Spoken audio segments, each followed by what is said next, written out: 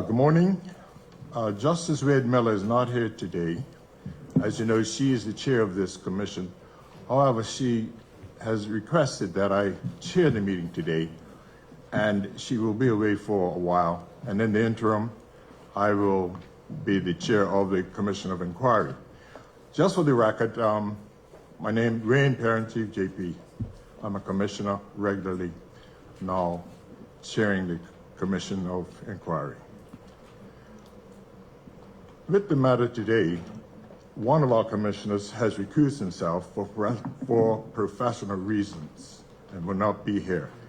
However, we do have a quorum, and Commissioner Binns is on Zoom. Counsel, when you're ready, we'll commence proceedings for the day.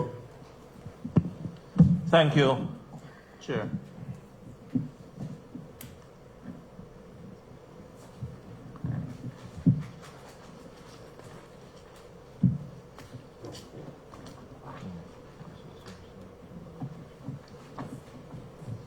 I crave your indulgence.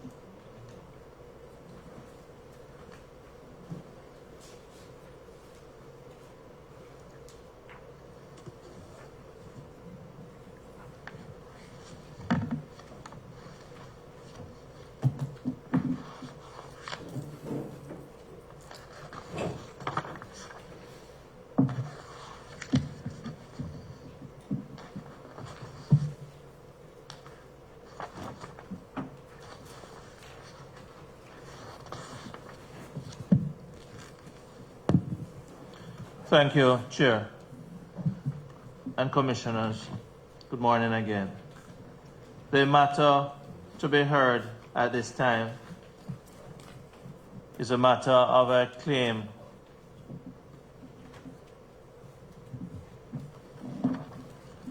by Mrs. Gina Robinson and Miss Britney Robinson. It is a claim which touches and concerns what has been described as Spanish Point Boat Club illegally building a structure on our beach and claiming it as their property. I'd like to ask at this time, Chair, that the witnesses, Mrs. Gina Robinson and Miss Britney Robinson, that they are sworn, or if they so choose, they may be affirmed to speak the truth. Yes, you may proceed. Ms. Swan, if you would take care of that duty. The clerk would take care of that duty.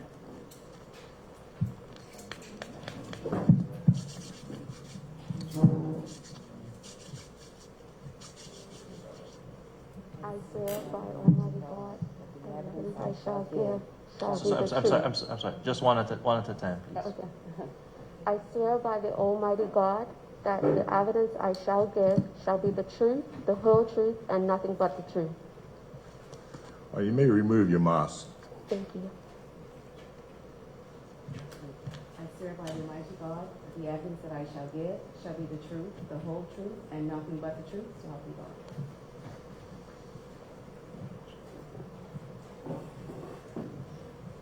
I'm just going to ask you, Mrs. Robinson, Miss Robinson, because the proceedings will be, what is said here will be reduced into writing by way of a transcript.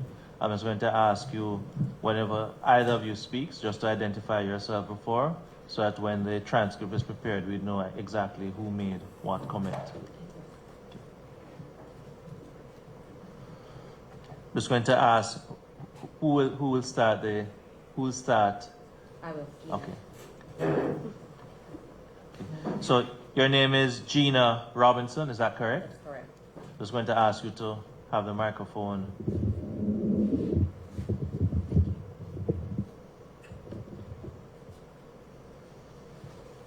Where do you presently reside, Mrs. Robinson? 2 Places Point, Spanish Point, Pembroke West. And could you just spell for me, places? Sure. Places.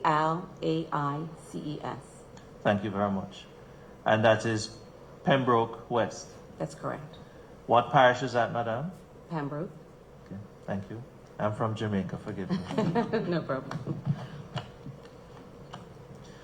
Now, on the 9th of June 2020, you submitted a claim to the Commission of Inquiry. Is that correct? That's correct. Okay. And since that time, you also assisted in the preparation of a statement which was signed by your daughter, Britney Robinson, which is dated the 6th of January 2021. Is that correct? That's correct.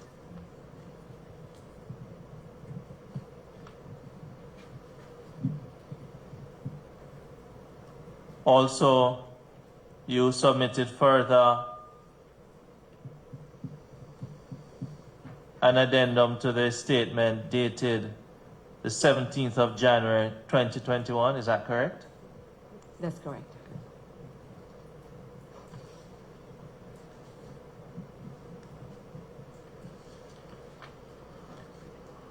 Further, you have prepared and wish to present a PowerPoint presentation which outlines your claim here today.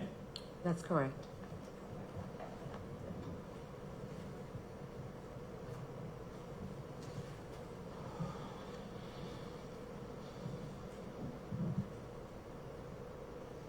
Crib. Dutch.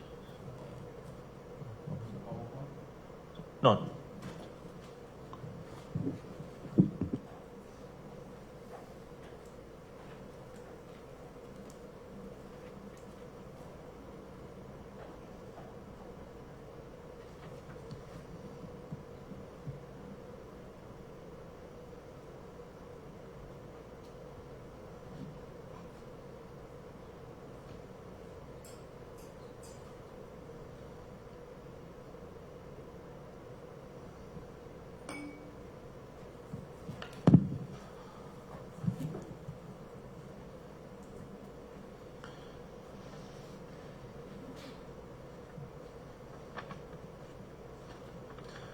The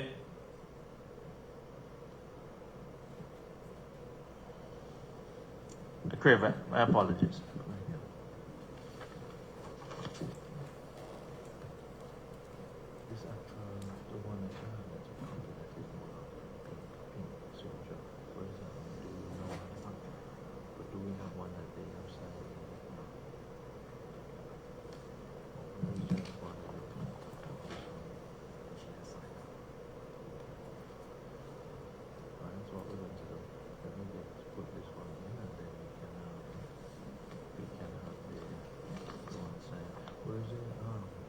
This first one here.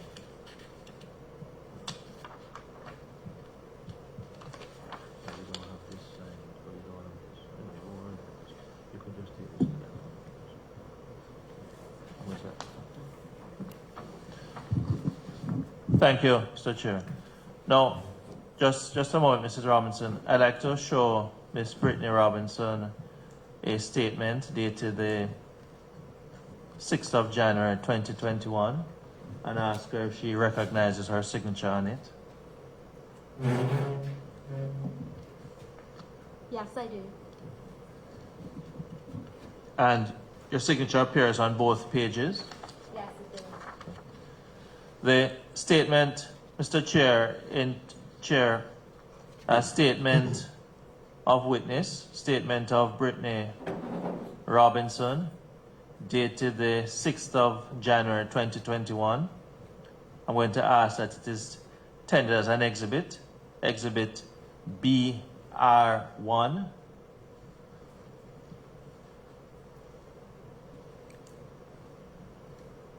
So recorded. Thank you. Mrs. Swan, Mrs. Swan, you can put it up now. Sometimes you can put up the other one, the pink one. Okay.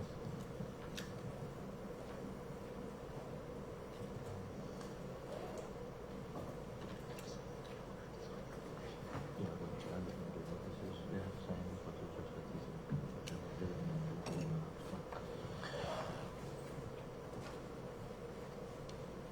Now, in respect of the statement given dated the 6th of January 2021,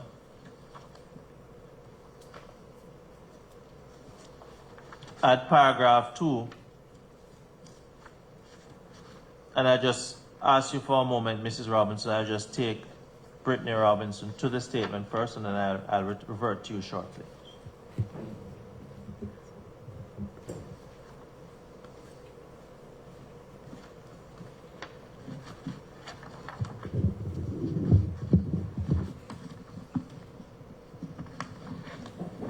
Could you just take me through paragraph 2, Ms. Robinson? You would like me to read it? Please. Okay. So it says, recently my mother, Gina Robinson, wrote to the Commission of Inquiry into his historic land losses relating to a piece of property on the western side of our house in Places Point Road. The property in question is oceanfront, facing the Great Sound, and consists of a small beach with a building on it. You may continue. In July 1946, my great-grandfather, Heman Montgomery Bascom Smith, acquired the land from Adelia Ann Robinson. This was his aunt. I am aware that he posted notice of his ownership of the property in the Royal Gazette. As far as I know, he was not challenged by anyone over the ownership of this property. However, in 1947, Amelia Kappa took my great-grandfather to court, accusing him of taking possession of her southern portion of land and for damages consisting of having placed soil on the land. My great-grandfather lost the case and the land. My mother, Gina, used to ask her grandfather, this is supposed to be her father, Newbold Smith, why we did not own waterfront property when all the other property owners in the neighborhood did. He would become upset and did not want to discuss the subject. My grandfather, Newbold Smith, passed away in 2011. The next year, in 2012, my mother reached out to Walton Brown as there were talks of creating a commission to look into land grabs, and she had just purchased our property from my grandparents. My mother began to research the background of our property ownership, but did not make any meaningful progress. My mother and I began to do further research after Mrs. Judith Chambers met us, and my mother showed her an original deed of gift for the property in question. Mrs. Chambers, my mother, and I carried out extensive research, and we were able to obtain a large number of documents in support of our case, which is that my great-grandfather was the owner of the land referred to earlier, and that the loss of it was a result of a judgment in the Supreme Court based in part of a misleading document. My intention is to show that the document and others which support our case to the Commission when we are able to appear before them. I have made a PowerPoint presentation for that purpose, which will illustrate in some detail what took place, resulting in the loss of my great-grandfather's land. And Chair, we actually have the signed copy of that statement, though what appears on what's projected on the screen is not signed. Yes. Thank you. Noted. Thank you. No, back to Mrs. Robinson. Thank you.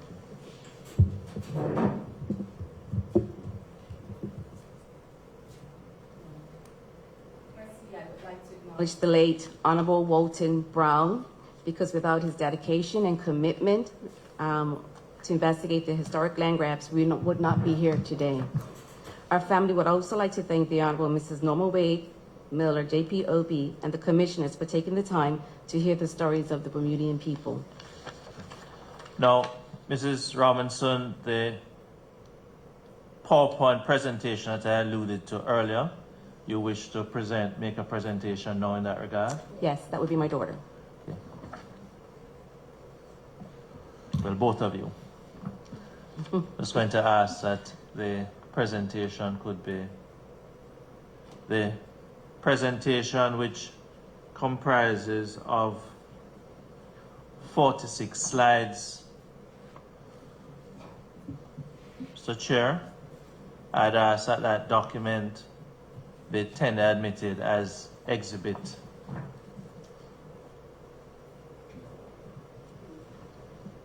With the BR2. BR2. It's a PowerPoint presentation, which the hard copy, which comprises of represents 46 slides, but the actual document back and front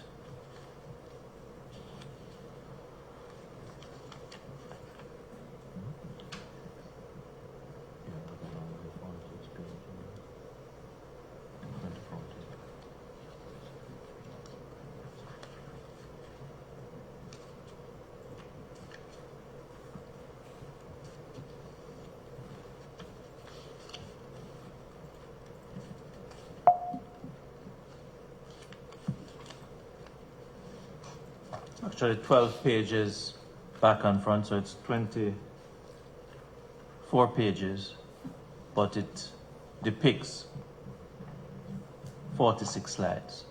So let me just repeat that. Yeah, would you repeat that? Thank you. The PowerPoint presentation, the hard copy of it, is on 24 pages.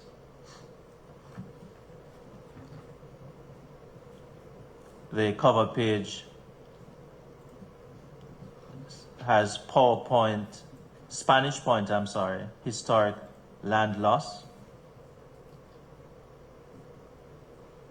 presented on Monday, January 18, 2021, by Britney and Gina Robinson. Yes. Great granddaughter and granddaughter of Heman Montgomery Bascom Smith. I'd ask, my application is that document comprising 24 pages is tendered and admitted as exhibit BR2. So done. You may proceed. Thank you. And so you would ask what actually prompted this inquiry. As a young child, I was always questioning my father and my mother as to why we did not have beach access rights when all the property along our lane had beach access rights. And my mom used to always tell us that we did, but something had gone wrong. And then I did find later a pen letter from my grandfather, Heman Montgomery Smith, which we will later show in the presentation. I had also discussed with Walton Brown how we can rectify the situation and, research what had transpired. We had even met with the Spanish Point Boat Club because at that time we were also discussing why the public slip that's on the boat club's property was now fenced in. Witness OGs, just go a wee bit Real slow, right? I have that problem. Sorry. Thank you. Just so that we can record it both audibly and Okay, no problem. Yes. Sorry. And then there also is the Spanish Point Boat Club structure that's erected in front of the property, which also blocks the beach access, and it is depreciating the value of the property. Chair, if it would be of any guidance, what the witness is reading from the PowerPoint is actually projected now on the screen, Yes. and the Some of them, witness is yes. reading exactly from the PowerPoint presentation. yes.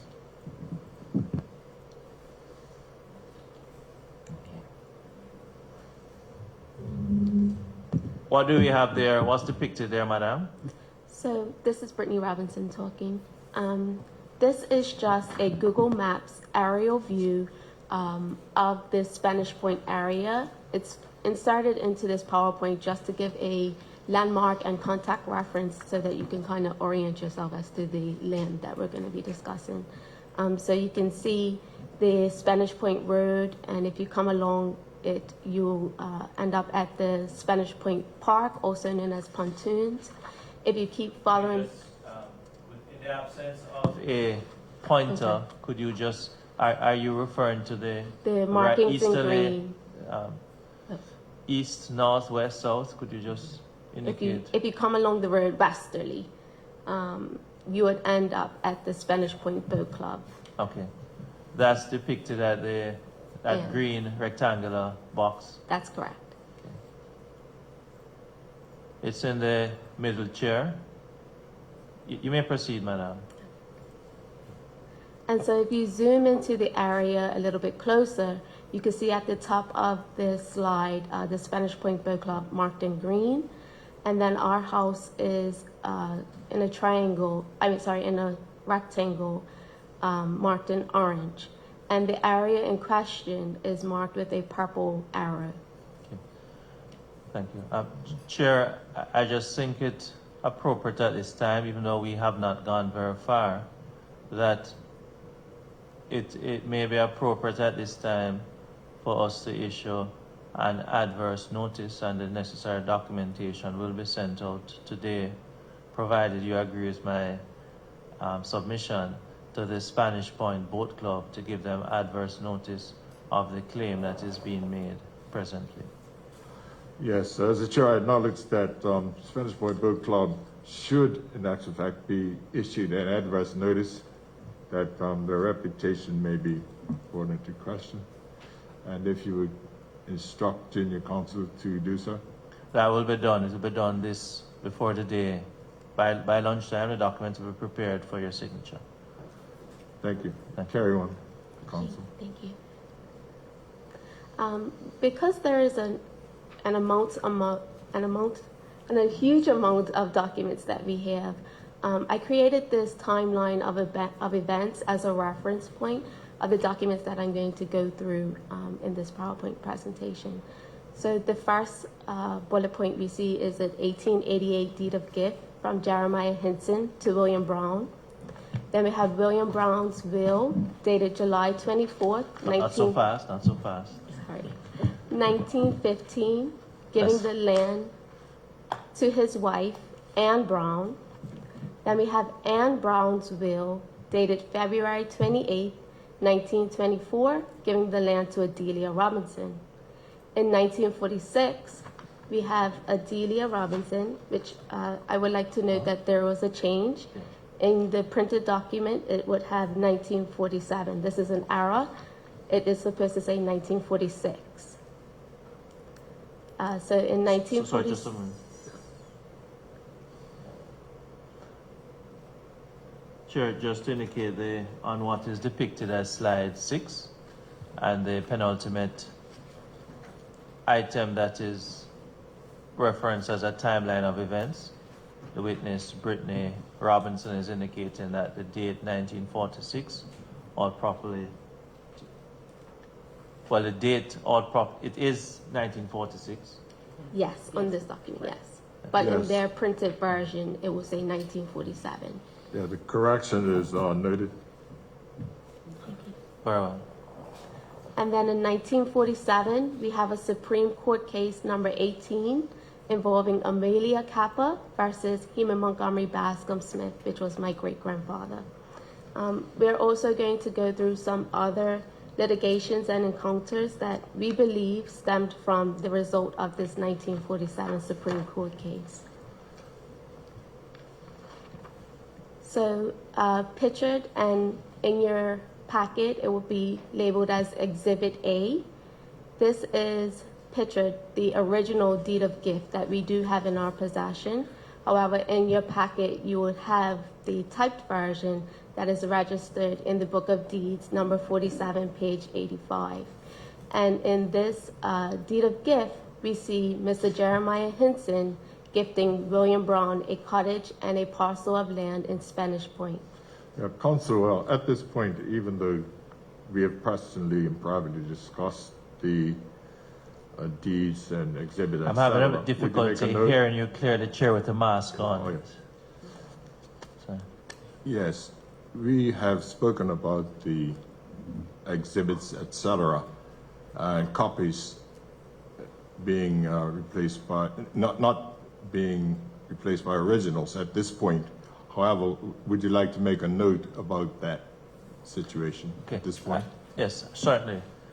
What I propose, Chair, is that because the presentation is quite extensive and it has a number of exhibits, I'm proposing that we could allow the presentation to go to the end, and at the end I would then I'd make an application to have the exhibits tendered rather than breaking the flow of the presentation. What I would indicate, however, is that the witnesses have produced copies here. The originals, I'm advised, they have secured at home, and I'm going to make an application that the copies be made exhibits at this time, and we ask them to produce the originals. At that time, I'd ask you to certify the copies as true copies of the original. All right, thank you very much, Council. We'll proceed. Continue. Thank you.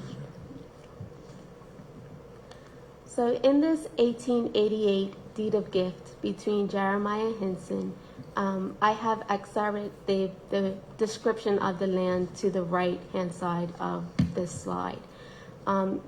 Noted in Exhibit B is a plan that we will use to go along with the description of the land. I want to draw your attention to the compass at the far left-hand side of the plan as I read out the description of the land. So it says, all that certain parcels of land situate and being at Spanish Point in Pembroke Parish bounded north by land formerly of Peter Tucker, deceased and now in the occupation or possession of Richard Henry Durden, south by land of Richard Sherwood, which is marked on this plan as Mrs. Matilda Fetty Place, deceased. It's also bounded easterly by land formerly of the said Peter Tucker and devised by him to Julia Smith. On this plan, it's marked Mrs. Julia Calder because at the time of this plan, she had married a Calder. It's bounded westerly by the sea, together with the cottage thereon erected and all other houses, etc., and especially a right-of-way 3 feet wide to and from the parcel of land hereby granted and released over and across the northern part of the land devised by the said Peter Tucker to the said Julia Smith. It goes on to describe Mrs. Julia Smith's land. It says, from and to the public road and on the east running from the main Spanish Point road to the land of Richard Sherwood. Then it says, subject to a perpetual right-of-way 3 feet wide to and from the sea over and across the most northern part of the said parcel of land from and to the land devised by the said Peter Tucker to the said Julia Smith. Just before you go any further, Ms. Robinson, the purpose of you exhibiting this deed of gift, you exhibit to say what? Because we believe that the area in question stemmed from this 1888 deed of gift. Okay.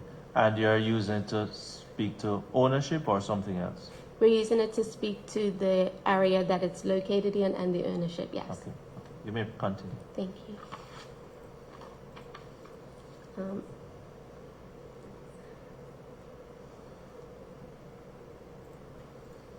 And to we just did a Google overlay onto that plan just to give a little bit more context as to the area in question. So then the next step in the lineage of this land, we go to Mr. William Brown's will that was recorded on July 24th, 1915, and this is Exhibit C in your packet. It states, this is the last will and testament of me, William Brown of Pembroke Parish, in the island of Bermuda, Stonecutter. I hereby revoke all wills and testamentary writings therefore made and executed by me, I devise and bequeath all my real and personal estate unto my wife, Anne Elizabeth Brown, absolutely. And I appoint my wife, the said Anne Elizabeth Brown, the sole executrix of this my last will and testament. And then we have Mrs. Anne Brown's will, which was recorded on February 28, 1924, and this is Exhibit D in your packet. It states, I, Anne Elizabeth Brown of Pembroke Parish, Bermuda Isles, make and execute this my last will and testament on the 7th day of May, 1918. I hereby revoke all wills and testamentary writings heretofore made and executed by me. And I appoint John Heman Smith and William Francis Wilson, my executors to the estate, and of this my last will and testament. I devise and bequeath all my real and personal estate unto Adelia Ann Robinson, absolutely. Mrs. Brown died on March 30th, 1921, and we have her actual certificate of death in our possession. Certificate of death. Yes. And on this slide, we are depicting the copy of the plan by N.A. Swan, dated July 1925, which I originally showed in the previous slides, Exhibit B, where we see Mr. Jeremiah Hinson owning the portion of land. And then we have another copy of Mr. N.A. Swan's plan, dated September 1932. And this is Exhibit E, which is depicting Mrs. Adelia Robinson owning the same piece of land.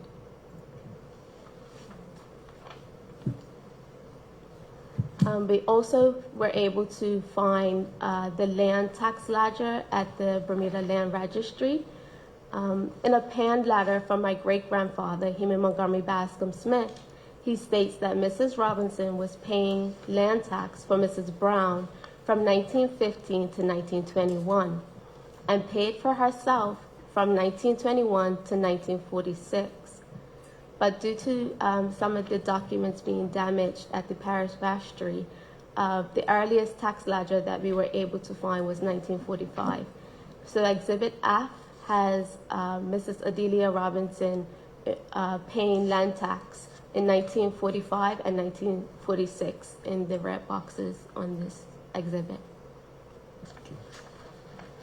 Now, just before we go any further, you have mentioned a number of documents. Do you have the originals for these documents or copies? We have copies, but some of these documents will be in the Bermuda, in the archives or the Bermuda Land Registry. And others, some are there. Are they? Do you have any other documents? And there's some other documents we do have originals of. Do you have in our those here possession. with you today? No. Those are secured Yes. somewhere. Yes.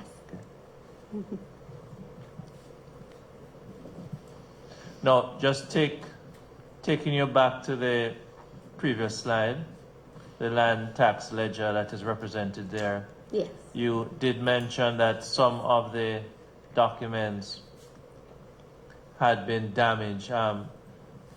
Where did you receive that information? Hi, this is Gina.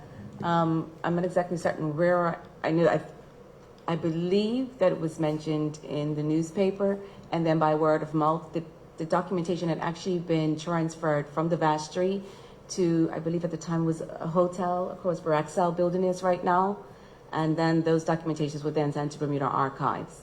But there was a fire and a flood, and most of the documentation was lost. In actual fact, the Bermuda Archives lady did. This is slow, please. The lady at the Bermuda Archives actually did mention that some of the documentation had been destroyed.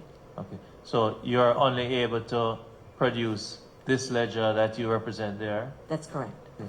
Is this ledger that you refer to, is this early in time or late in time? Based on your account?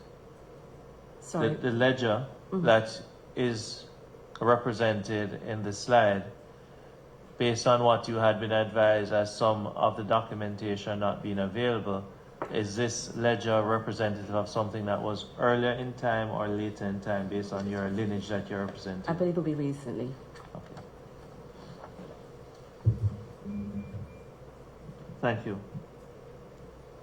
And this is Britney again. So we then were able. What slide are you on now, just for the record? Yes, so this is slide number 14. Thank you. And so we were then able to actually find the property transfer from Adelia Robinson to Heman Montgomery Bascom Smith in the Bermuda archives. And I'm just going to read what the document says. And just before you go there, just to ensure we have it on the record, Yes. Heman Montgomery Bascom Smith, that is your great grandfather. That's correct. Is the spelling of his name, does Montgomery have 2 E's or 1? 1.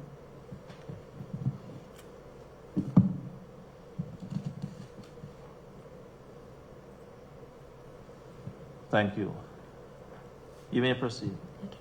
So the document reads, to the parish vestry clerk of Pembroke Parish, in accordance with the requirements of the Parish Vestry Act 1929, I hereby give you notice that on the 7th day of June 1946, I became entitled in simple fee to all that parcel of land in Spanish Point in Pembroke Parish, bounded on the north by land formerly of Peter Tucker, deceased and now in the occupation or possession of Richard Henry Durden. On the south by land of Richard Shorewood, on the east by land formerly of the said Peter Tucker and devised by him to Julia Smith, and on the west by the sea, together with a cottage now in ruins, thereon by purchase from Adelia and Robinson, and I request that the same may be transferred to me in the parish assessment book accordingly. This document was dated the 24th day of June 1946, and it was submitted to the parish vestry clerk by his attorneys at the time, Appleby and Sperling. Okay. And it, So, what the document that you, the document you have exhibited there, that's just an extract of it. That's projected. no, You are- that's the actual document. Yeah, that's what you just read. Yes. But as you can see, the description of the land is exactly the same as that 1888 deed of gift between Jeremiah Henson and William Brown that I read previously. Okay. And you say that the description is the same, meaning it is one and the same. Yes. That the same piece of land was being transferred to him. Okay. And this is Exhibit G in your packet. And as the request, it was lodged in the Parish Vestry Assessment Book, in which we found in the Bermuda archives as well. This was in the 1946 book for Pembroke Parish. And as you can see, it's for transaction number 103, and it's between Heman Montgomery Bascom Smith. Not so fast, not so fast. Sorry. So, Heman, transaction 103, that's in the second column to the left. yes. Okay. And then we say name charged being The Heman. column name charge, yes. Yes. Heman Montgomery Bascom Smith. You have highlighted the red rectangle is the area that you'd like us to pay close attention to. Yes. Okay. Could you just share with us what is there beneath the column name charged? That's another transaction for another individual. Just before we go any further, the book that you referred to as a parish vestry assessment book, is there any notation? The notation, could you just take us through at the very top of the page? It says, I believe that's page number 57, Yes. and it's in the book 1946. Okay, thank you. Could you just take us back to the entry 103 and the area highlighted in the red rectangular, what it is that you'd like us to Yes. So pay attention it's to? for transaction number 103. Yes. The name charged would be my great-grandfather, Heman Montgomery Bascom Smith. The plan number, which is important, is 33-3. And the name credited would have been Adelia Ann Robinson. In this document, you see that it says Ardelia, but the R was stricken because her name was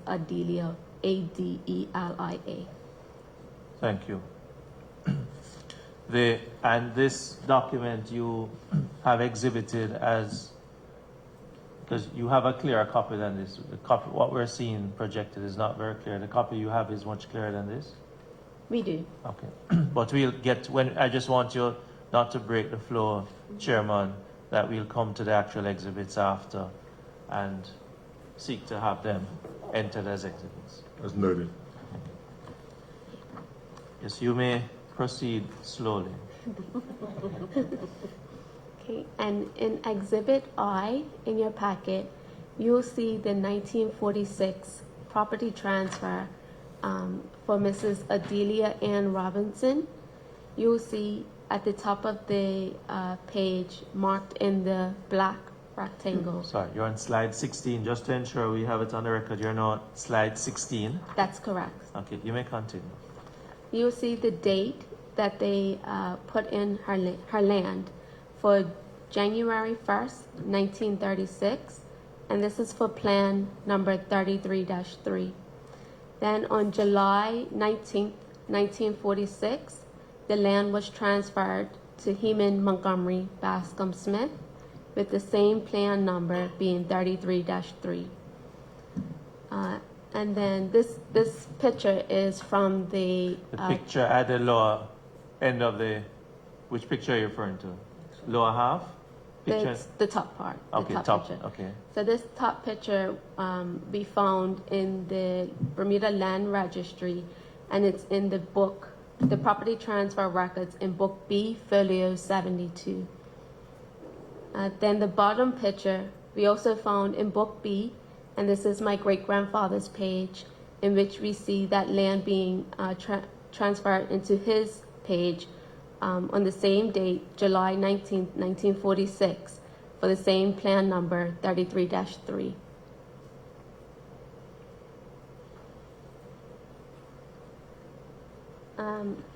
And another... You're moving now to slide 17. Yes, this is slide 17.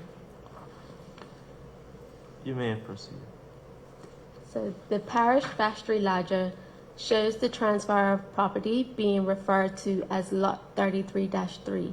This, as I said, is an important piece in our investigation.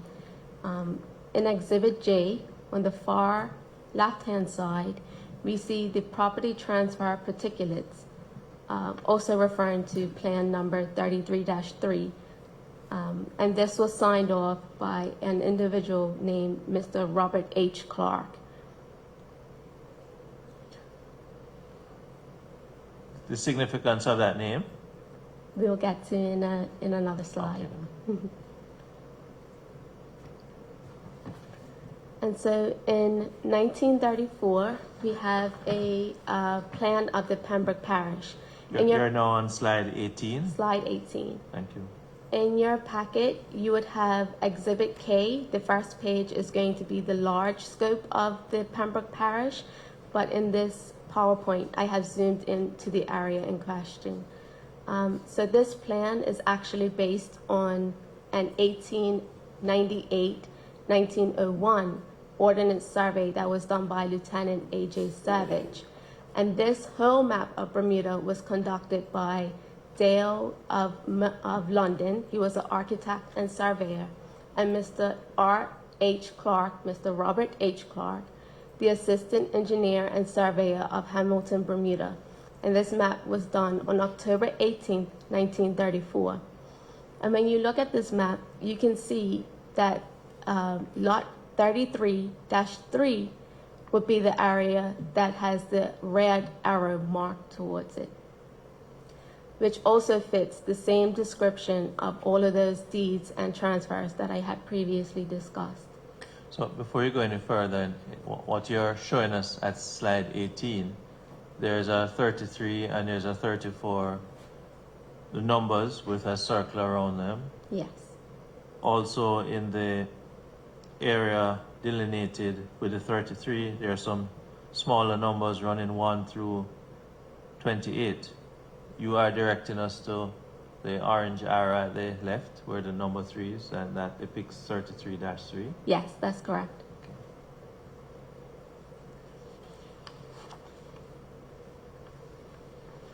So the next few slides, which will be Exhibit L, is going to depict the land over time. So I'm in 19, sorry, you're now at slide sorry, I am now at slide 19. 19. Thank you. So in 1941, this is pretty much what the land would have looked like when my great-grandfather would have acquired it. It was pretty much undeveloped land at the time. And you can see that the land takes on that very irregular shape as seen in the aerial views. What is represented at slide 19 on the slide, it depicted as Exhibit L. Can you tell us where you got that photograph from, which is embedded in the slide presentation? Yes, this is from our Bermuda government website that provides the aerial views of the times. It is also referenced in your packet as well. Thank you. And in respect of the said slide 19, on the left-hand side of the slide, that smaller picture, that is just a smaller version of what had been displayed at slide 18, That's correct. showing 33-3. It is just showing the 3 That's Peters. correct. Okay. Yes. Thank you. Forgive me for the exercise I'm going through. We just have to ensure it is clear for the record and that the commissioners can follow. Yes, that's okay. And then in 1962, we see part of 33-3 having a building on it. I want you to kind of, it's going to be a quite extensive explanation, but if you can tell, lot 33-3. Sorry, just a moment.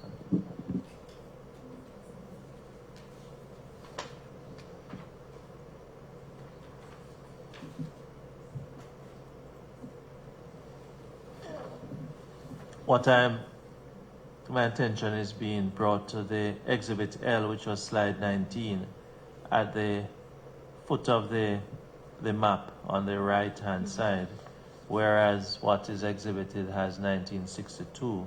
It has 2012. Yes, so it is an overlay, but when the document would have been printed, it would have given you just 2012 as the only image on the slide. So you superimposed it. Correct, yes.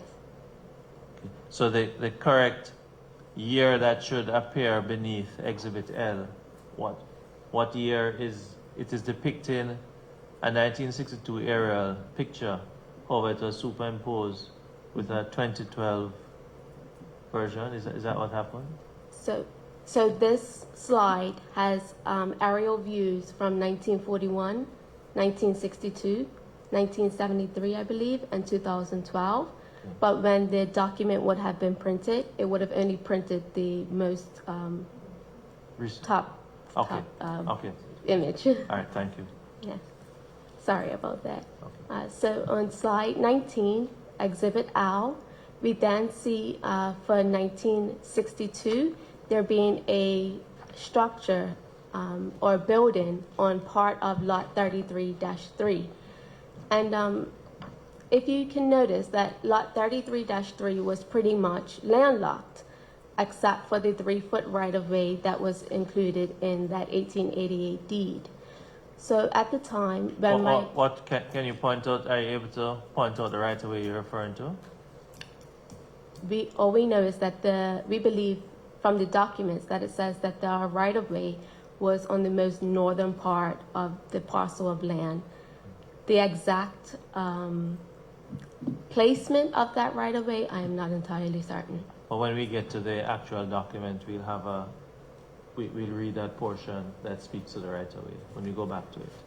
Yes. Okay. So because this land was pretty much landlocked except for that 3-foot right-of-way, my great-grandfather, and Mr. Albert Jones, who would have owned portion of where we see 33-2, decided to swap a portion of the land to kind of allow Mr. Jones, who would have only had land, he wouldn't have had beach access, to allow him to have beach access, and then to also allow my great-grandfather the ability to have land that also went to the main Spanish Point Road. And then so it basically squared off the land. So in 1949, this is when my great-grandfather, Heman Montgomery Bascom Smith, would have done a voluntary conveyance with Mr. Albert Jones, who at the time would have owned the back part of 33-2. Okay. Just to understand, Ms. Robinson, Yes. even using the 1962 depiction that is there, for lot 33-3, what did you have as regarding Peter Tucker's Bay? Was it a beach? Was it rock? What was there? What did you have there? What was there was pretty much undeveloped land, but where the arrow is on that 1962, it's indicating that it was a beach there. Okay. Thank you. And then in 1973, we see the beginning portions. This is still slide number 19 of that Spanish Point Boat Club shed being built. I'm not exactly certain as to the exact day that this structure was built, but I know that it's between 1963 and 1973. And what structure are you referring to? The one that you're saying you're not sure the timeline of the building? Which structure are you referring to? It's the building that takes on that irregular shape in which the arrow is pointing towards it.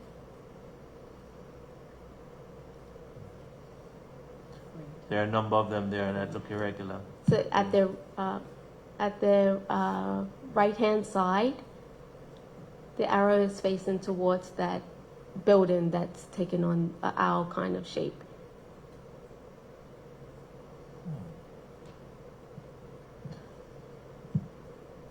I wish I had my pointer to kind of circle.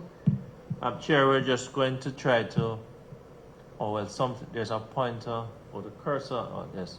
The cursor from the computer, it is not in color, but I'm not certain if you're able to see it, Chairman. I'm just going to ask if it could be moved a little slowly. Right. It is presently just in front of the arrow. The cursor is in black. I'm not certain if you can see. Could you just make a small circle with it so you could see it? Are you able to see, Chairman? The cursor? I just switch Are you able to see it? The cursor moving, Mr. Robinson, Mrs. Robinson? Can you see it? Yes, yes. I'm not sure if the chairman can see it yet, but could you just point what you refer to as irregular building? Is that above the arrow, or is it directly straight ahead of the arrow? It will be directly straight ahead of the arrow. Okay. Could you just take the arrow to the right in a straight line from the arrow? That's it, yes. And that's Yes. what you refer to as irregular? Yes. It's not a complete rectangle. It's got a hook.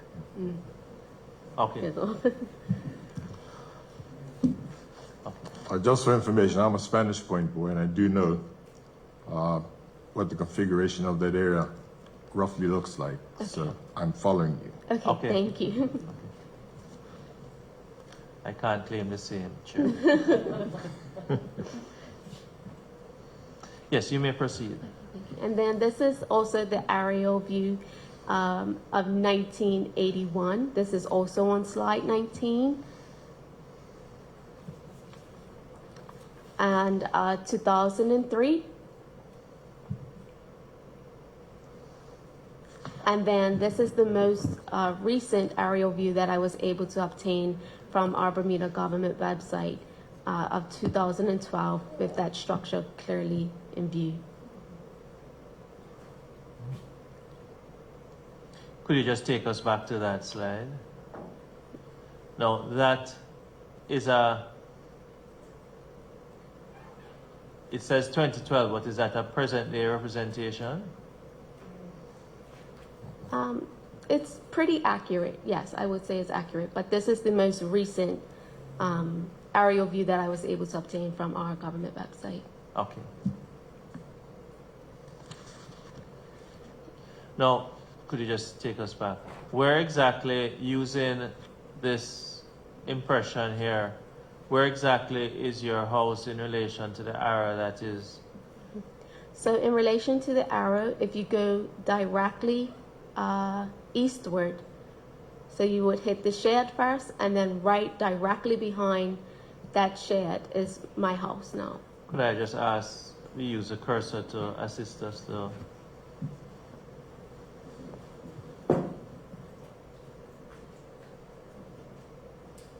Could you just... So that's the shed, and then that's my house, yes. That's your house there? Yes, that entire, yes. And immediately in front of your house, what you have described earlier on the earlier slide as a regular shaped building, could you just use a cursor to identify that for me? Immediately in front of the arrow. Immediately in front of the arrow. Mm-hmm. Yes, immediately in front of the arrow. That is a regular shaped building you refer to. And that is a Spanish Point Boat Club. That's correct. And in my words and not yours, you may adopt it or use your own. That is your point of contention here. That's correct, yes. Okay.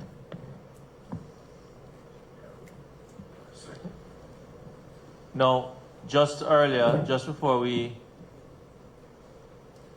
I asked those questions, you indicated that there is a period during which you're not certain that irregular shaped building was erected. Yes. Could you just remind me, what period are you saying that irregular shaped building was erected? Yes, so it would be between 1962, because on the aerial view, we do not see that building being there. And then... Sorry, yes, we're back at the 1962. So in 1962, the building is not there. Just a moment. And what we see, what appears to be vegetation immediately in front of the arrow, then behind it, that is the Robinson premises that is in the middle of the vegetation. That's correct. Yes, and you are continuing, I interrupted you. And then we see in 1973 a portion of that building being there. So it's somewhere in between that timeline, and I'm not exactly certain when it was actually built. Okay. 1962 and 1973. Yes, that's correct. Okay. Now, can you just, not going back too far, based on your presentation so far, what was the year in which your great-grandfather, that the land was transferred to him? That was in 1946.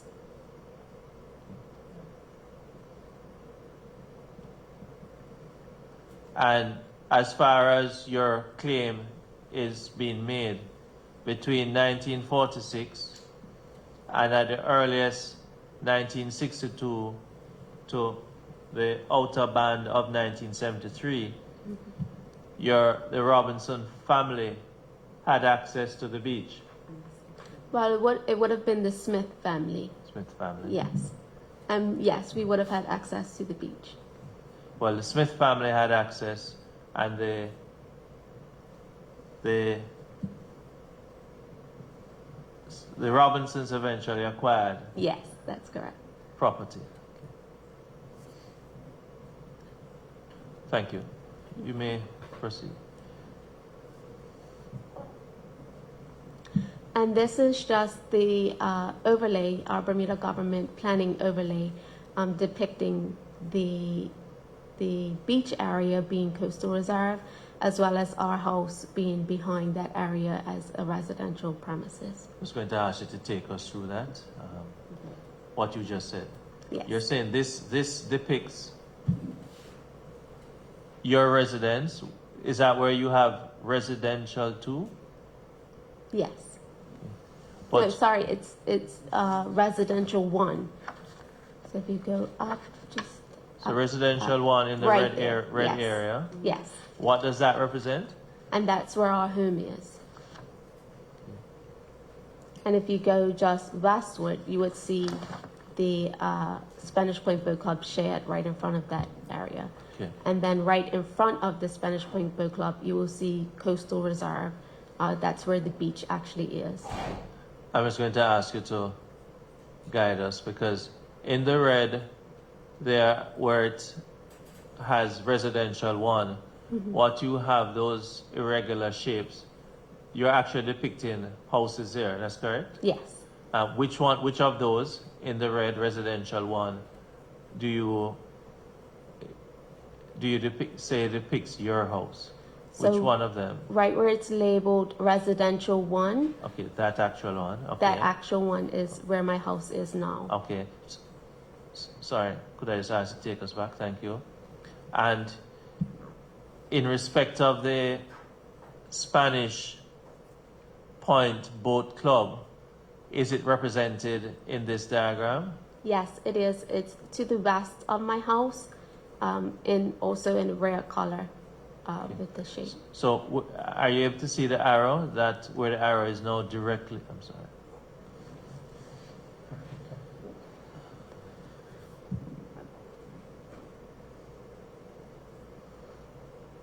So your house is depicted where the word residential one is the actual irregular shape, I'm sorry for calling it that, is your premises. And the Spanish Point Boat Club is,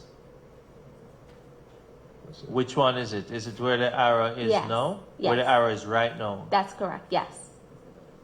That's the Spanish Point Boat Club shed. Okay.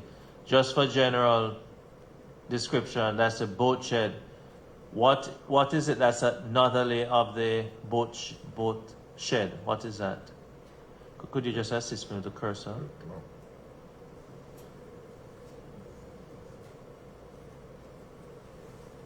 Crave your indulgence, Chairman.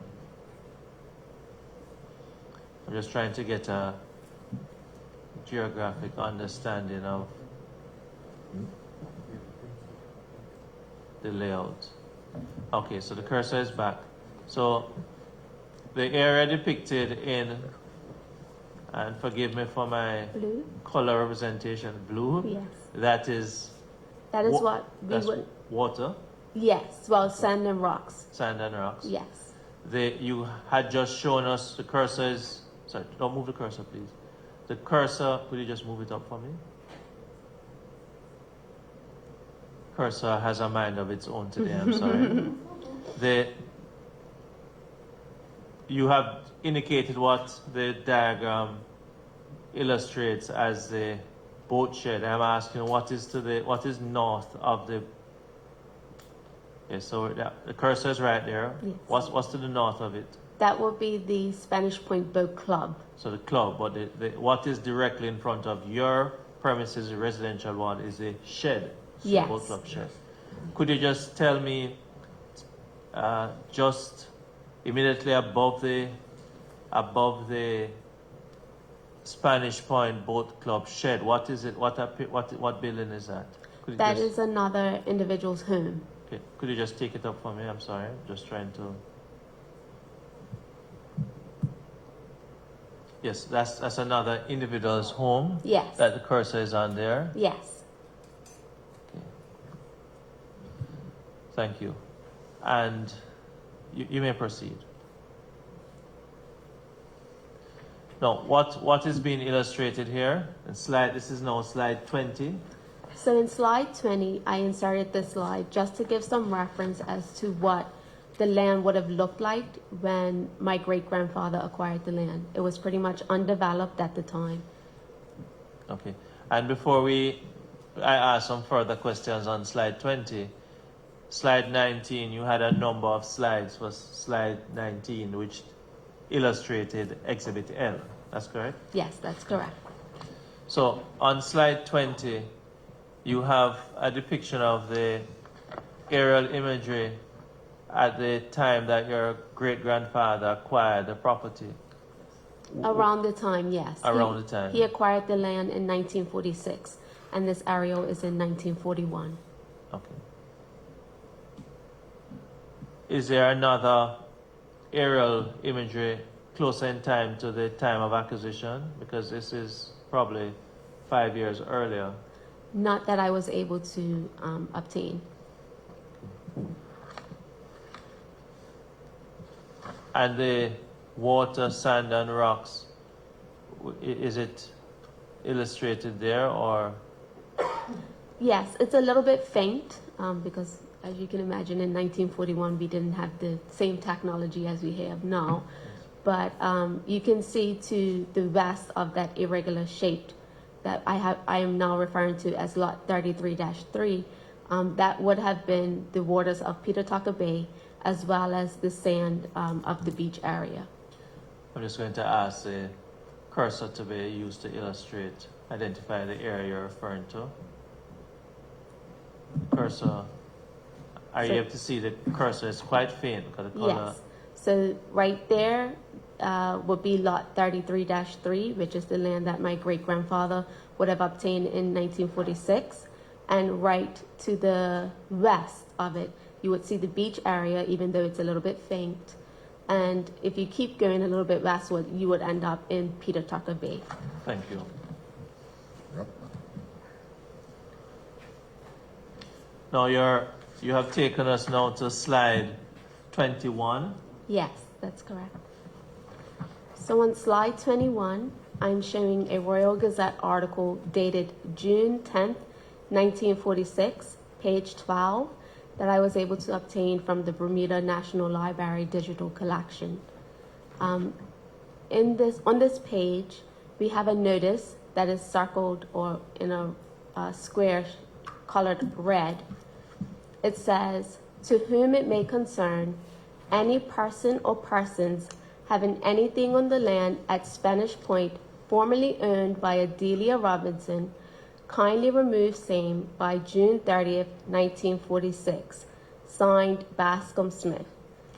And just to take us back, you had referenced earlier a transaction between Bascom Smith and Adelia Robinson. I think you had mentioned even that Adelia had been incorrectly, and R had been placed in the Christian name. Yes, that's correct.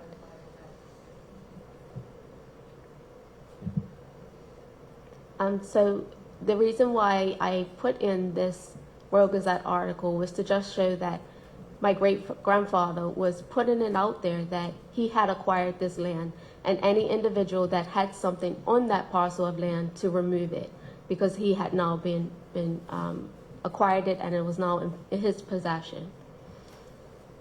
And this is Exhibit M in your packet.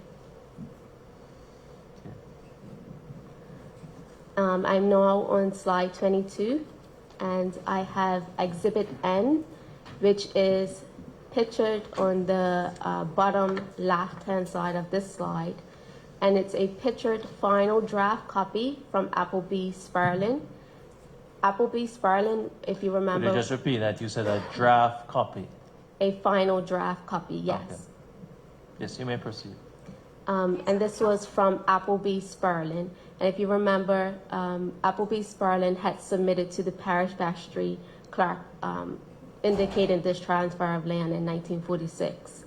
So they were his lawyers at the time. We were unable to find an actual filed copy anywhere, but we were able to find this final draft copy in one of our neighbors' records. And it was dated June 7th, 1946, and this is Exhibit N. And if you read the description of the land, it gives that exact same description. This is too fast. Sorry. That exact same description as the parish vestry assessment that I previously read, as well as the exact same description as that 1888 deed of gift between Jeremiah Hinson and William Brown. Now, you mentioned that this is what you have described as a final draft Yes. and not the original deed, and your slide even has in bold, original 1946 deed, and you have a question sign. Yes. Could you give us any further? Yes, we're unsure Thought as on. to why we are unable to find this filed 1946 deed between my great grandfather and Mrs. Robinson. And the reason why we put this as the way it is on this slide is because later on in another court case, you will see that my great grandfather's lawyers, who were at the time Appleby Sparlin, later on became the lawyers for another court case which went against my great grandfather.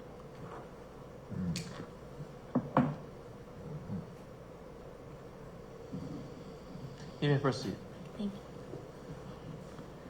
you. So pictured on slide 23, Exhibit O, we have the writ of summons dated February 3rd, 1947.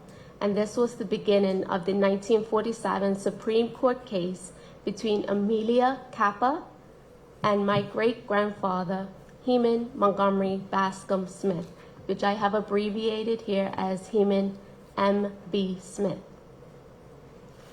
The plaintiff's claim, which was Mrs. Amelia Kappa, was for recovery of possession of the southern portion of a parcel of land at Spanish Point in Pembroke Parish in the island of Bermuda, which whole parcel of land is bounded northerly by the public road leading to the point known as Admiral's Landing Place, easterly by land of the plaintiff, southerly in part by waters of Peter Tucker Bay, and in part by land in possession of the defendant, and westerly by waters of the Great Sound, and for mean profits and for damages and injuries caused to the said land by the defendant. And the defendant in this case would have been my great-grandfather, Heman.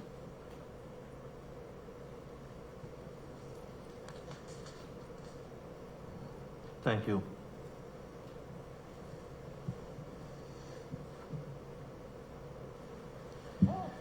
So in Exhibit O of your packet, you will see a number of documents, but I tried to cut down on the amount of time that we will be living through these documents. So I've created a timeline referring to what these documents will be in Exhibit O. And you're now on slide number. 24. Thank you. So on February 3rd, 1947, we have a writ of summons issued to Heman Montgomery Bascom Smith for possession of Amelia Kappa's southern border of land and damages. On February 14, 1947, we see Appleby and Sparlin, who at the time were the attorneys for my great-grandfather, sends a letter to Conyers, Dillon Pearman, the attorneys for Mrs. Amelia Kappa. The letter states that the defendant requires a statement of claim to be delivered. On March 3rd, 1946, the statement of claim... That says 47. Oh, sorry. March 3rd, 1947. The statement of claim was obtained from Conyers, Dillon Pearman. On March 19th, 1947, Appleby and Sparling sent a letter back to Conyers, Dillon Pearman stating that the defendant is in possession of the premises referred to in paragraph 8 of the statement claim. And you can see this letter on the far right-hand side of this slide. So what was paragraph 8? I'm sorry, you just indicated that what appears on the right is a... What's on the right is the letter sent to Appleby and Sparlin on behalf of my great-grandfather back to Conyers, Dillon Pearman, stating that the defendant, which would have been my great-grandfather, is in possession of the premises referred to paragraph 8 of the statement claim. Okay. Chair, I think what is referred to as a response, it's actually a court document that was sent in defense. That is exhibited on slide 24, the right corner. You may proceed. So Exhibit 8 states On or about the early part You're of now on slide. slide 25. Thank you. On or about the early part of June 1946, the defendant wrongfully took possession of the southern portion of land described in paragraph 1 hereof and still wrongfully keeps possession thereof. If we read what paragraph 1 states, the southern portion of land is Mrs. Amelia Kappa's land. Says that she states in her statement of claim that it is bounded southerly in part by waters of Peter Tucker Bay. I'm sorry, could you just, I'm not sure, where are you reading from? No, this is paragraph 1 on the left-hand side of that page. Oh, that starts, the plaintiff is entitled to? Correct, yes. Well, okay, could I just ask you to Read. start reading there? You took it, I Okay. didn't appreciate where you're reading from. Okay, so in Mrs. Amelia Kappa's statement claim, it says on paragraph 1, the plaintiff is entitled to possession of a parcel of land situated in Pembroke Parish in the islands of Bermuda, bounded northerly by the public road leading from Clarence Hill to a spot on Spanish Point shore, commonly called the Admiral's Landing Place. Southerly, in part, by the waters of Peter Tucker Bay, in part by land of the defendant, and in part by a strip of land 3 feet wide reserved for a right-of-way separating the land now being described for other land of the plaintiff. And we will get back to this description in another slide. And I interrupted you, and even though we'll come back to it, you say this to say that this represents. This represents the southern portion that Mrs. Amelia Kappa said that my great-grandfather took possession of. Okay. Thank you. And so the 1947 court case continued. On December 9th, 1947, Conyers Still Impairment issues a notice of trial. Slide 26, forgive me. This is slide 26. Thank you. Conyers Still Impairment issues a notice of trial to Appleby and Sperling, indicating the trial was set for December 19th, 1947. On December 15th, 1947, E.T. Richards sends a letter to Conyers Still Impairment stating that he now represents my great-grandfather in place of Appleby and Sperling. I think it's to note that Mr. Richards at the time had only been employed or called to the bar for less than a year. In December 19th, 1947, the registrar issues a letter for all parties to attend the Chief Justice Chambers on December 30th, 1947, concerning an application for Heman Montgomery Bascom Smith to have the court case tried with a jury. On March 15th through the 19th, 1948, the court case was heard by the Honorable R.C. Hollis Hallett, the Assistant Chief Justice, and 8 jurors. And I believe that this judge, the Honorable R.C. Hollis Hallett, is an important name to note. You'll share with us shortly why you say so. Yes. And then on slide 27, I have a clipping of a Royal Gazette article dated March 16th, 1948 on the first page. And the article's title was Dispute Over Land at Spanish Point. A portion of this article states, which is depicted in the excerpt that I put in the middle part of the slide. It says, Mr. Robert H. Clark, surveyor, was called to identify a plan of the property and adjoining land which he had prepared and information given him by Mr. John Peter Kappa. Mr. John Peter Kappa was the grandson of Mrs. Amelia Kappa. So to the far right-hand side, we see a picture of that map that Mr. Robert H. Clark developed for this court case on behalf of the Kappa family. I know it's a little bit hard to see, but the plan is supposed to be colored in pink, green, and blue. Okay, and the area next to the pink, just below it and to the right of it, what the color ought properly to be, what color is it depicted in the original document? Is what looks like yellow to me, you are saying that area ought properly to be, That's supposed to be green. okay. And the general area, what appears to be the perimeter is in blue. If you understand. Yes. The extremities, Yes, as one goes towards the pink and the green, it's supposed to be blue. that's correct. Yes. Okay.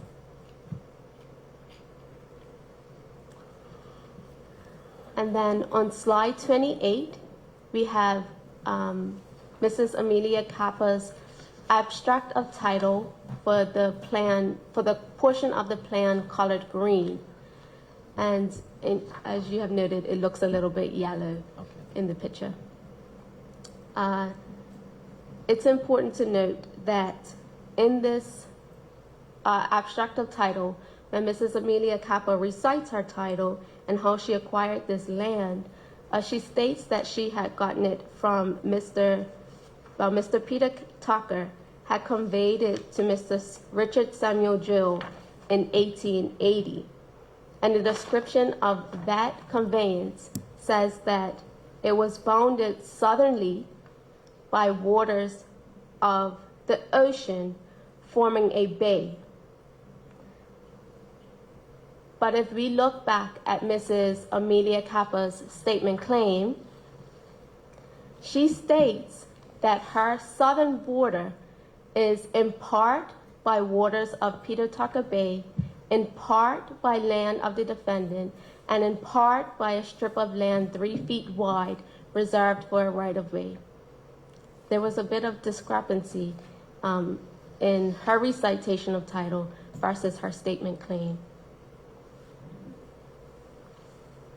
And also, what And- appears on the document in the diagram. So in the recitation of title, it states that it was only bounded southerly by the waters of the bay, whereas with her statement claim and in the plan, it indicates that it was not only bounded southerly by the bay, but it was also bounded southerly by another portion of land.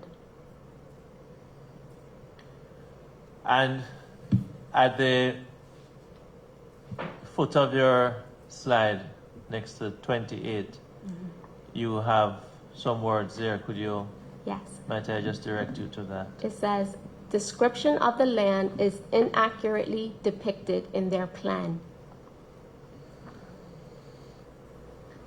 And just to repeat, you say that because what exactly should be represented? It should have only been bounded southerly by the waters of the bay, and it should not have continued all the way to be bounded to another piece of land southerly. So you are using the, well, I may be able to say, the plan that is shown on slide 28, you don't wish the commissioners to make reference to that as a true depiction of the layout. It's not a true it's a true geographically depiction of the land, but it's not a true depiction of who owns those parts of the land. Just a moment, please. Just make a highlight that.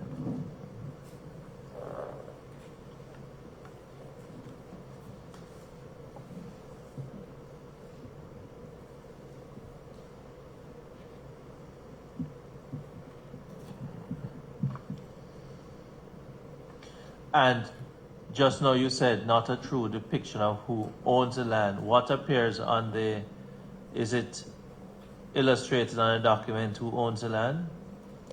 So And it- what, You may go ahead. So in Mrs. Amelia Kappa's statement claim, we got her abstract of title, and in each portion of this plan, she refers to the plan colored in whichever color. So this slide is depicting what her abstract of title was for the color green of that plan. And I'm going to go through each one of Sure. the colors. Let me not interrupt you anymore. No, that's fine. So then for slide 29, we have the abstract of title colored pink on the plan, and it's marked A. And so it says,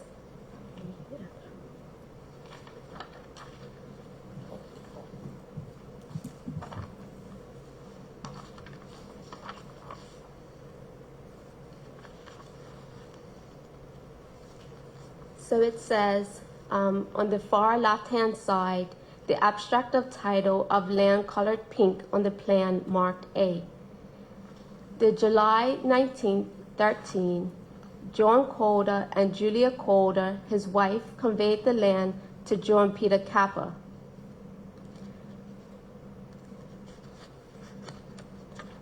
And the way that she stated that she was able to get this piece of land was through Mr. Rupert Carlisle Hollis Hallett. And I know it's a little bit difficult to see, but in the middle image, just below where it says John Calder and Julia Calder, 2 is where it says Rupert Carlisle Hollis Hallett.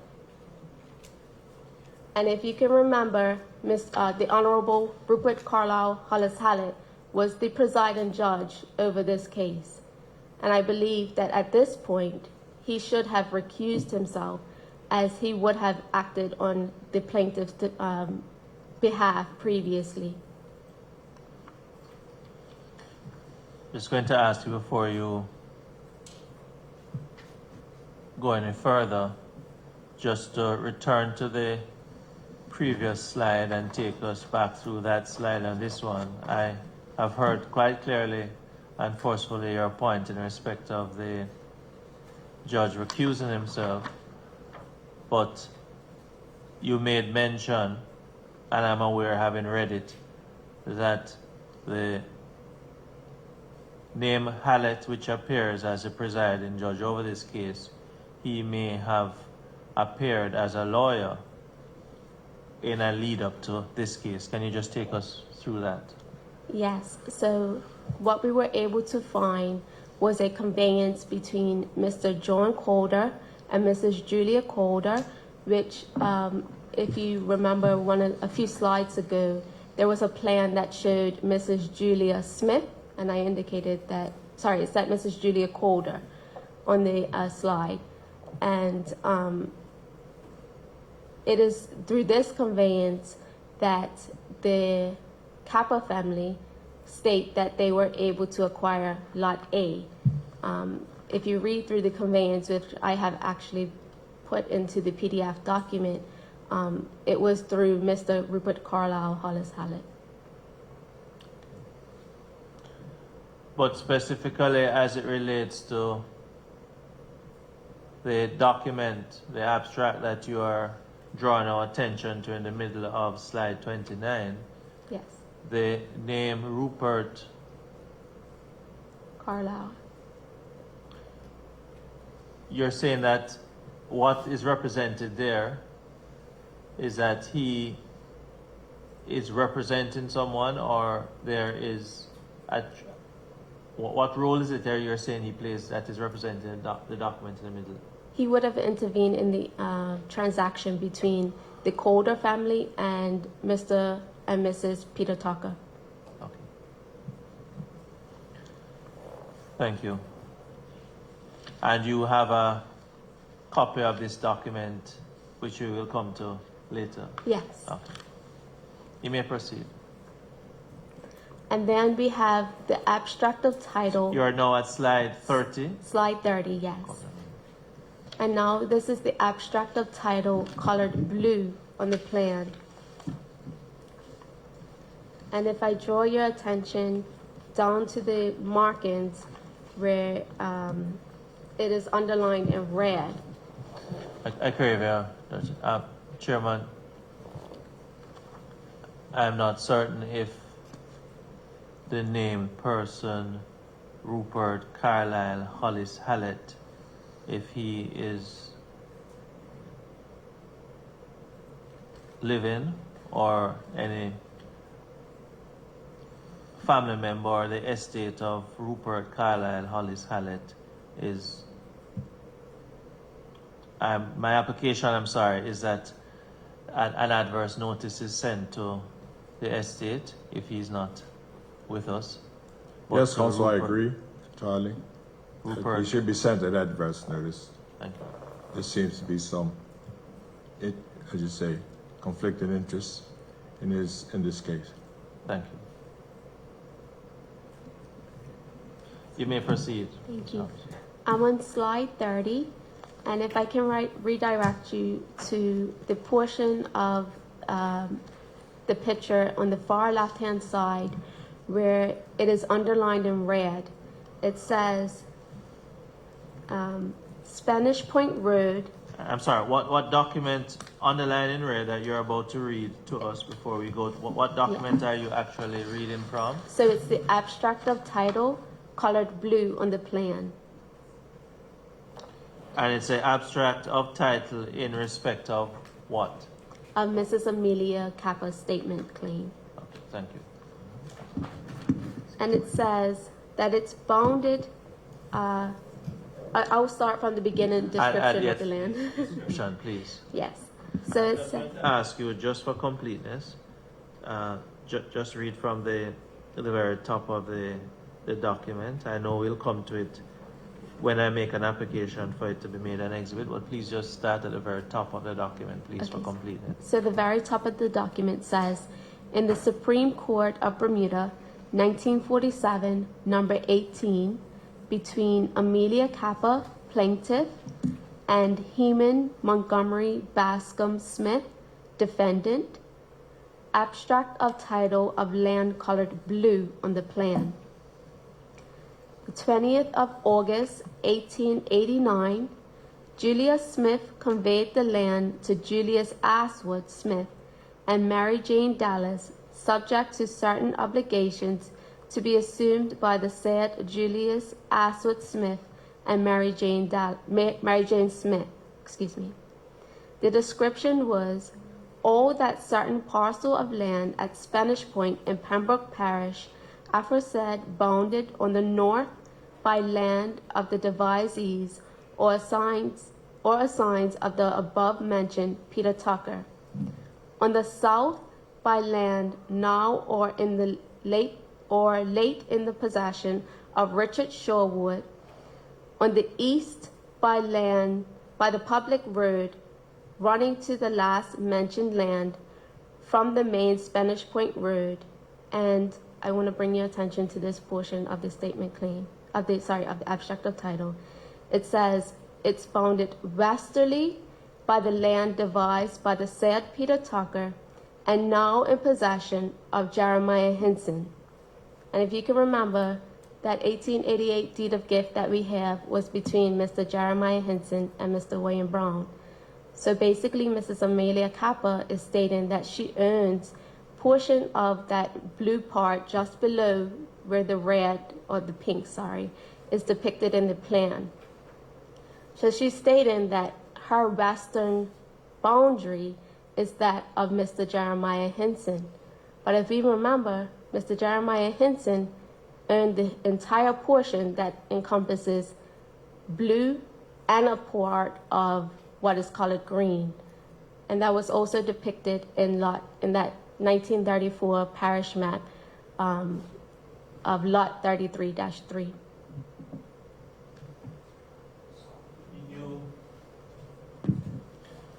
And this is what you're referring earlier also to the fact that Miss Kappa, is your pronunciation, Yes. has incorrectly stated the description of the layout.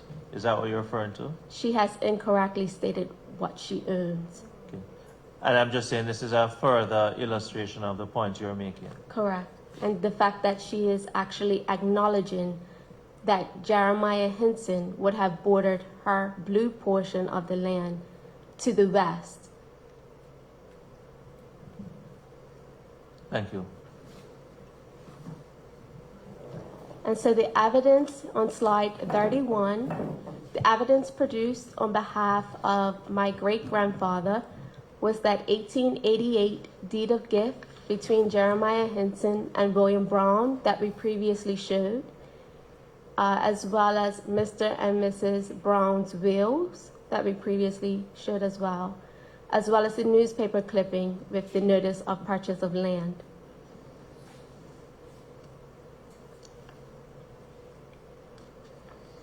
On slide 32, to the far right, I have an article from the Royal Gazette dated March 20th, 1948, page 1, in which the verdict in the Spanish Point land was written about. So, as you can remember, the judge was the Honorable R.C. Hollis Hallett. There were 8 jurors, and after 1 hour and 22 minutes of a special jury and verdict, it ruled in favor of Mrs. Amelia Kappa. Could I just ask you, you had indicated that the judge, the point you had made earlier, and I know the chairman had accepted my request for an adverse notice to be issued to Mr. Hallett, the judge. Can you just read that extract on the left? Because you have said it is there, but I'm seeing it, but I just ask you to read it. Yes. So it says, the verdict in Spanish Point land dispute. Jury finds in favor of Mrs. Amelia Kappa. After deliberating 1 hour and 22 minutes, a special jury yesterday returned a verdict in favor of Mrs. Amelia Kappa, who had been acting, sorry, I just need to find it in a closer version. Okay, sorry. I'll start from the beginning of the article. Thank you. It says, after deliberating 1 hour and 22 minutes, a special jury yesterday returned a verdict in favor of Mrs. Amelia Kappa, who has been suing Mr. Bascom Smith for possession of a disputed piece of land on the joint boundary of their properties at Spanish Point. Cost for damages to the property by Mr. Smith will be decided later. Mrs. Kappa is asking for 150 pounds in damages after Mr. Smith deposited the soil from excavation on the land which it was decided belongs to Mrs. Kappa. The Assistant Chief Justice, Dr. the Honorable R.C. Hollis Hallett, who had heard the action, complimented the 2 counsels for their able handling of a case which involved a complicated legal technicality. Mr. James E. Pearman, MCP, appeared for Mrs. Kappa, and Mr. E.T. Richards represented Mr. Smith. The land in question is a portion of the south shore of Peter Tucker Bay in Spanish Point. The hearing of the case occupied 3.5 days. Mrs. Kappa did not appear in court in person, but was represented by her grandson, Mr. John Peter Kappa. Thank you. When I went to the Bermuda archives, I was actually able to locate the entire case file of the Supreme Court, this 1947 Supreme Court number 18. And in this court case file, I found this document, and I will actually read it. You're on slide. I'm still on slide 32. Okay, thank you. The document says, number 1, from the evidence you have obtained from the title deeds and the witnesses, has the plaintiff proved that the title deeds in her that describe the lands described in her title deeds are correctly shown and colored green and pink on the plan Exhibit A? It was agreed upon as yes, and it was signed off by the freeman. Number 2 says, has the defendant and his predecessors in title of any of them had continuous possession of any part of the property shown in green and pink on Exhibit A for a period of 20 or more years prior to the 3rd of February, 1947? And they said no. I'm sorry, could I just ask you to? No, you may proceed. I want to draw your attention to this statement because if we look at the lineage of that piece of property, that would have been depicted in a portion of green as well as a portion of blue on Mrs. Amelia Kappa's Exhibit A of her plan. If we look at 1888, the deed of gift between Jeremiah Hinson and William Brown, and then we look at the wills for Mr. and Mrs. Brown in Too fast. 1915 and 1924 respectively, that in of itself was more than 20 years. And then to add to that, we then saw the transaction between Mrs. Adelia Robinson and my great-grandfather in 1946. I'm going to ask you to take us back through this point because you have, well, please take us back through this point because I wish to make no assumptions, but the area that you have, rectangular area in red, I'm thinking that you're saying that something there is not accurate because if it says 20 years and you make reference to the documentation going back to the 1880s.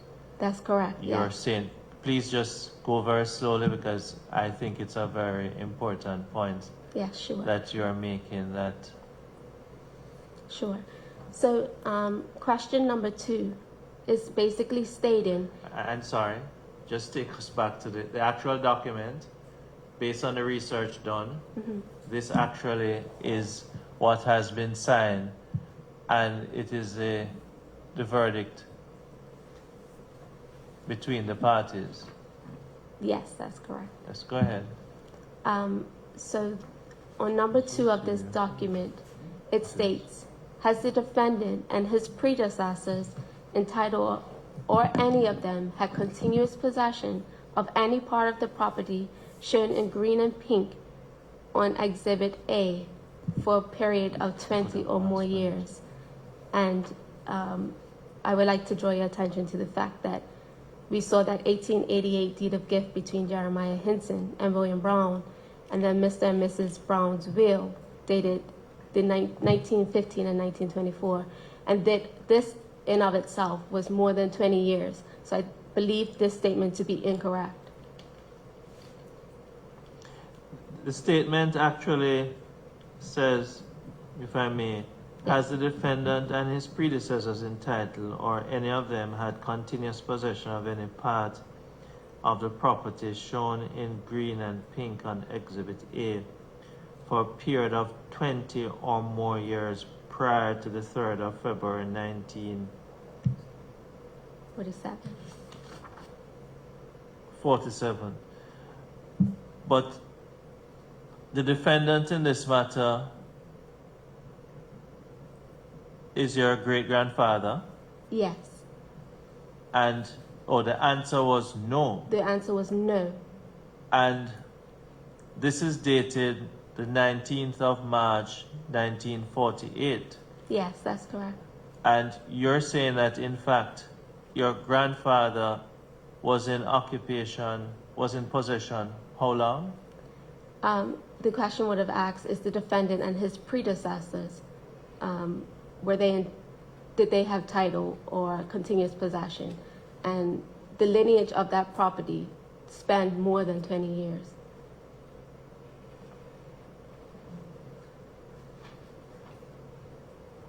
Thank you.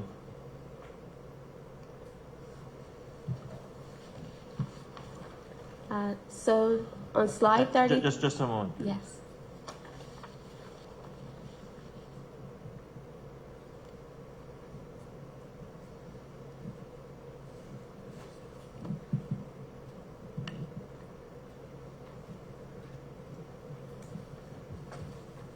You may proceed. So on slide 33 and Exhibit P in your packet, I have my great-grandfather's pen letter. And I know it's not signed or dated, but the latter is addressed in the first person. So it states, the property in question was purchased by Mr. Peter Tucker in 1830. It contained 3 cottages. In June 1876, Peter Tucker sold a lot to Mr. James Nelson, measuring 65 by 102. The house he lived in, which is now the Spanish Point Boat Club, he conveyed to Samuel Joe. His eastern boundary is the second wall east of the house, which is about 70 feet, and on the south by a stone wall separating the waters of the bay. The rest of the property was conveyed to Jeremiah Hinson, who lived in the second house. Mrs.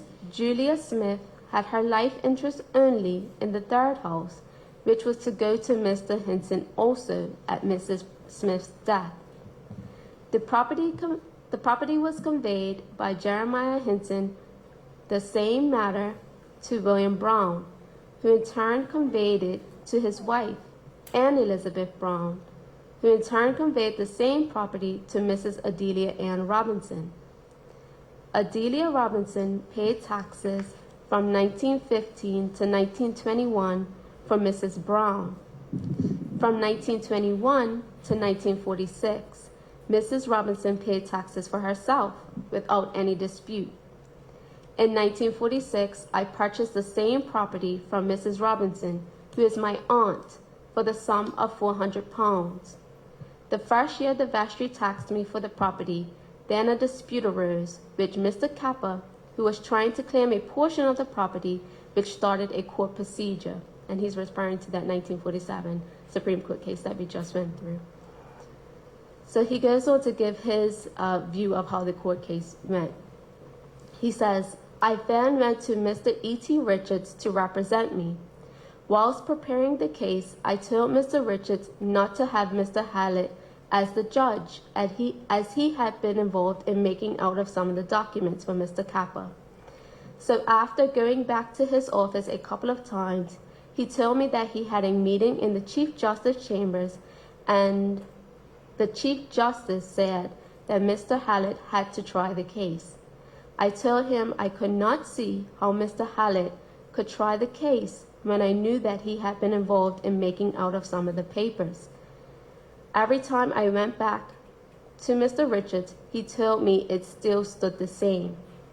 The day the case began and Mr. Hallett came in to sit on the bench, he told the court that it had been just brought to his attention that he was involved in the making out of some of the papers, and no doubt you would hear my name mentioned you would hear my name mentioned several times.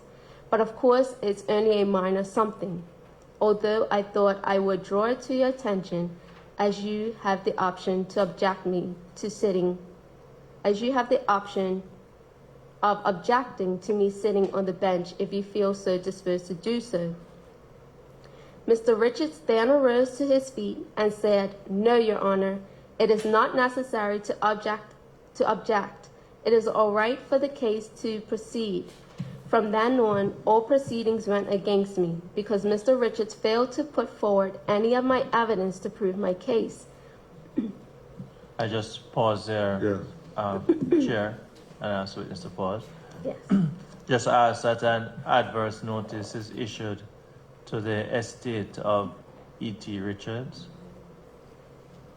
Yes, I hear what you're saying. I agree that an adverse notice should be sent to the heirs of Sir Edward Trenton Richards, Thank you. now deceased. Thank you.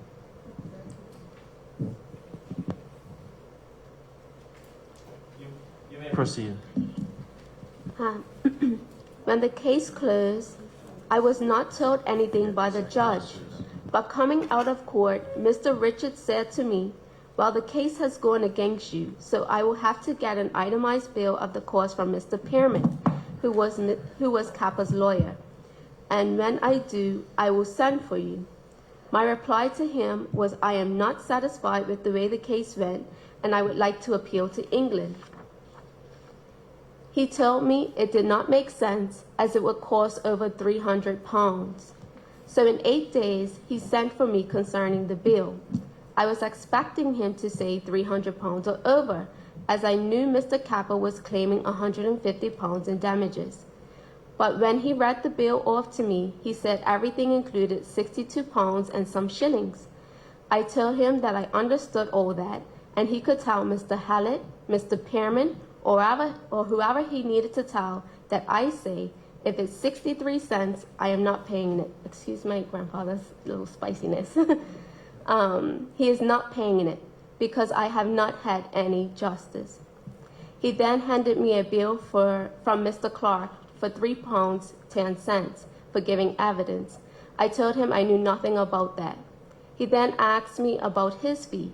I told him I had paid him so much. He said, in a case like that, it costs 60 pounds. You bring me so much more, which amounted to 55 pounds. So I told him to get my papers straight, and I would bring him his money, and that's all I have ever paid. Okay.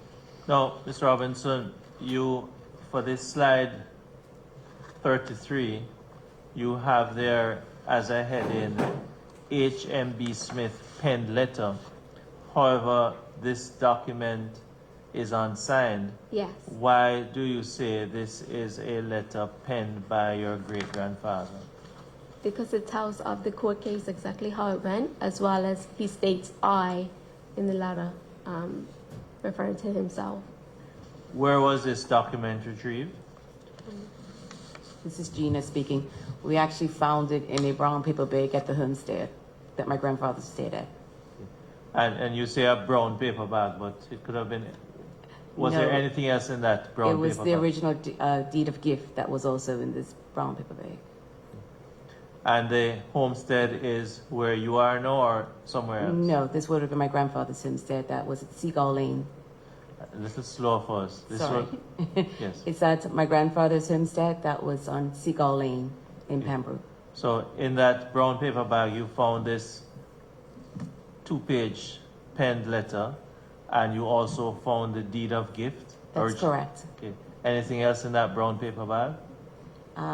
Not pertaining to this case. It was different clippings that he had, random items.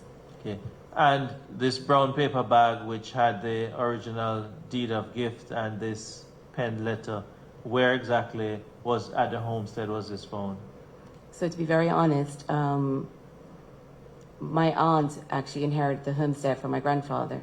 And I had spoken to her daughter when my aunt had passed away to say that I was actually looking for any documentation pertaining to that area. And when she passed and her daughter was clearing out this stuff, she actually found this documentation. And they believe that quite a few other documents had already been destroyed before she had gotten this particular documents. Okay. Thank you very much. You may proceed, madam. So, on slide, this is Britney. On slide 34, the heading says controversial map. And the reason why I put that is because although the map was geographically correct, the depiction of who owns the portions of land were labeled incorrectly. And we will see another court proceeding in which the rightful owners were said to have proper title to these portions of land. As you can see, the map is colored green, well, in this thing it's yellow, pink, and blue. And if you look directly across the right-of-way that's supposed to be 10 feet wide, you also see that the Kappa family was also trying to claim land that is now referred to as Shorewood. Could you, and suppose with the help of the cursor, could you point us to the area that you refer to as a right-of-way? Yes, so if you go over, right there would have been the right-of-way, which is now called Places Point Road. Places Point Road. Sorry, just a moment.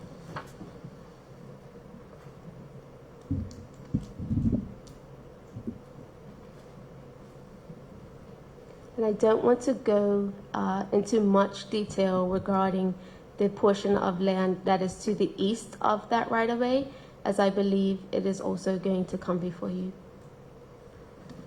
In another claim. in another claim, yes.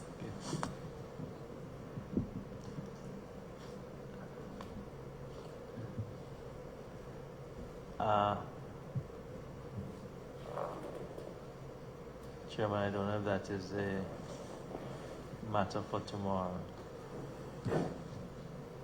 Probably Franco. Yes, please, proceed.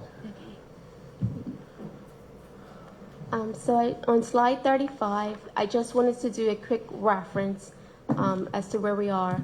So this is going to be the maps from 1932 forward. So this is the map that I first displayed. That was a copy of Mr. N.A. Swan's land, a copy of Mr. N.A. Swan dated July 1925, in which we saw Mr. Jeremiah Not Hinson. not too fast, please.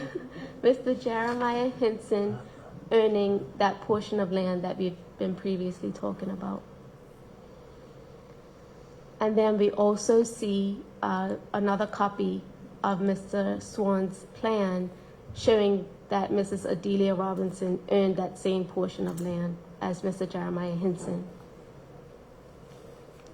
And then I also refer to the 1934 Pembroke Parish map that depicts lot 33-3, which is what my great-grandfather would have gotten from Mrs. Adelia Robinson.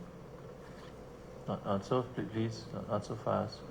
We want the commissioners to follow what you're showing us. So, you're taking us back through the maps, having... Yes, just to do a quick recap of where we Okay. are. Okay. And then we have this map that was produced on behalf of the Kappa family by Mr. Clark, indicating that a portion of lot 33 is colored in this view. It looks yellow. So a portion of lot 33 is yellow and a portion of lot 33 is in blue.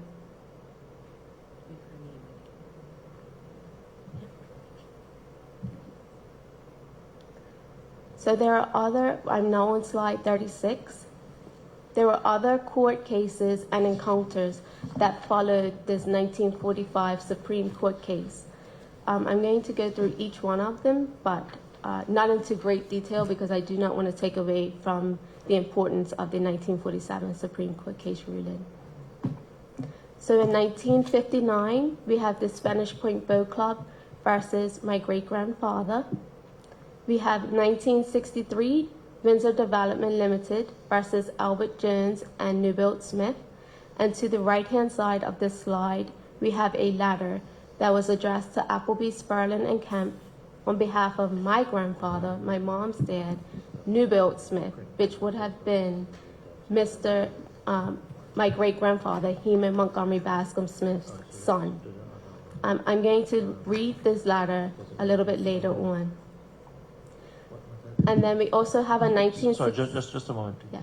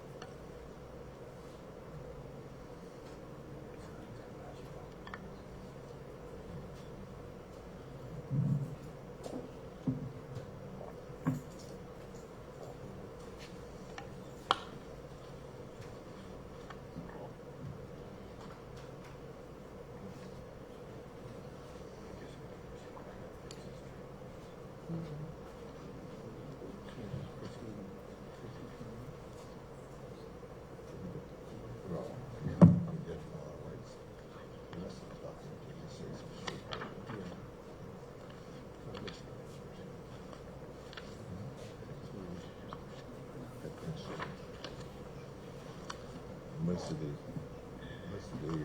maps that they call.